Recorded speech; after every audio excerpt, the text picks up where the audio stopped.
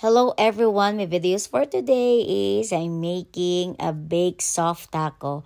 So I'm using a virgin olive oil. Tapos magisa lang tayo ng bawang or garlic. And hintayin natin na maging golden brown yung ating garlic. At saka natin isunod yung ating bawang or onions. And then hintayin naman natin na maging caramelize yung ating onions. At saka na rin natin ilagay yung ating ground beef. Gisa-gisa lang. So, naglagay ako ng 2 pounds of ground beef dyan. Or sa Pilipinas, kapag 2 pounds, siguro mga 1 kilo yan. Mga ganon. More than 1 kilos. Ganon. Ayan, then hintayin ko yun na maluto yung ating ground beef. Hindi na ako naglagay ng salt or pepper. Kasi yung gagamitin kong seasoning is may lasa na siya. So, hintayin ko lang maluto. Saka ilagay ko yung taco seasoning. Siguro mga 1 sachet lang. 1 sachet ng taco seasoning.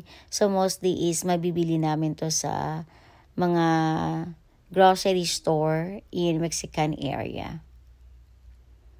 And ganyan lang siya. Yan, pwede na yan i-filling sa taco. Masarap na yan. So, meron ako ditong small tortilla. Ilahira or ano ko lang siya sa Pyrex. And then, lagyan ng beef mix taco natin. Kasi ibe-bake ko yan, guys. Kaya ginaganyan-ganyan ko siya. Alam nyo, masarap yan for snacks. Kami dito sa bahay mahilig sa taco, pero homemade taco mas masarap. Lutong bahay na taco talaga. Kasi alam mo, tansya na tansya mo yung mga ingredients na ilalagay mo. Then ayan, nilagyan ko na siya ng cheese. Maraming cheese. Kasi mahilig kami dito sa cheese. Yan, magpapasarap sa ating taco din. And then, naglagay pala ako dyan ng mozzarella cheese din. Ayan, yung white na yan, yung white cheese, yan yung mozzarella cheese. Then, ibibake natin siguro mga 10 or 5 minutes lang yung nabake ko dyan.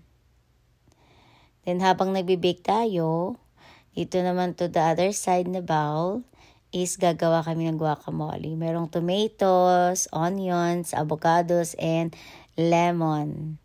So, durug-durugin lang. And then, naglagay kami pala dyan ng cilantro. So, ayan na yung ating bake. Pwede na yan. Kasi nag-melt na. Luto naman yung ating ground beef. So, eto na yung gumagawa na tayo ng guacamole. So, mostly is gusto namin yung guacamole. Especially yung homemade guacamole. Kasi alam mo talaga yung lasa ng guacamole. Ayan, eto naluto na yun yung ating baked taco na galing sa oven. Nilagyan na namin ng guacamole. Ito yung snacks namin. Especially kapag wala akong work, mahilig akong gumawa ng mga iba't ibang klaseng snacks. At naglagay pala kami ng sour cream. Ayan. Pero yung iba, ayaw nila ng sour cream. Kaya, konti lang na side yung nilagyan. Ako naman, naglagay ako ng baby arugula sa aking taco. And again, thanks for watching, guys.